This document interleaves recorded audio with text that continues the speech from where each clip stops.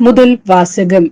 தொடக்க நூல் அதிகாரம் 22, திருவசனங்கள் 1 முதல் 2, 9, 10 முதல் 13 மற்றும் 15 முதல் 18 வரை. இந்நிகழ்ச்சிக்கு பின் கடவுள் ஆபிரகாமை சோதித்தார்.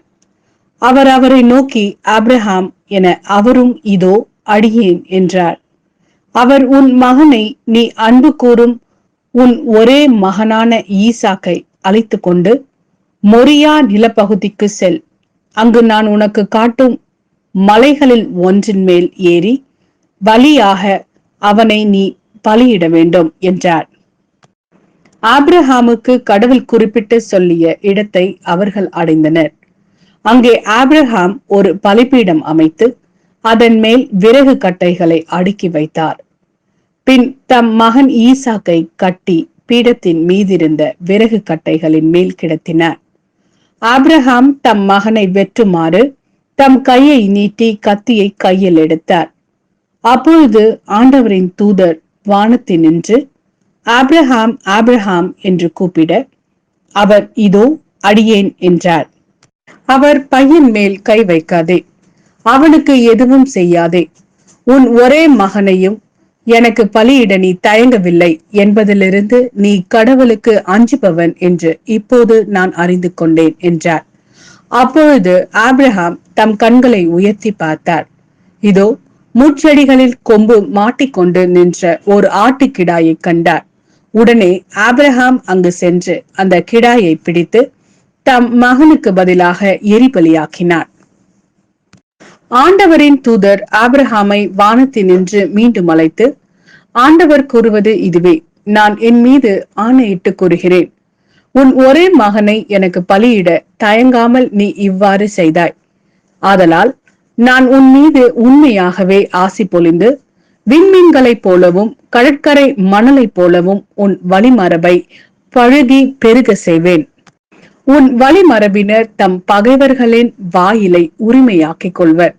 மேலும் நீ என் குரலுக்கு செவி கொடுத்ததனால் உலகின் அனைத்து இனத்தவரும் உன் வழிமரபின் மூலம் தங்களுக்கு ஆசி கூறிக்கொள்வர் என்றார். இது ஆண்டவரின் நல்வாக்கு. இறைவா, உமக்கு நன்றி. இரண்டாம் வாசகம். ரோமருக்கு எழுதிய திருமுகம் அதிகாரம் 8, திருவசனங்கள் 31 முதல் 34 வரை.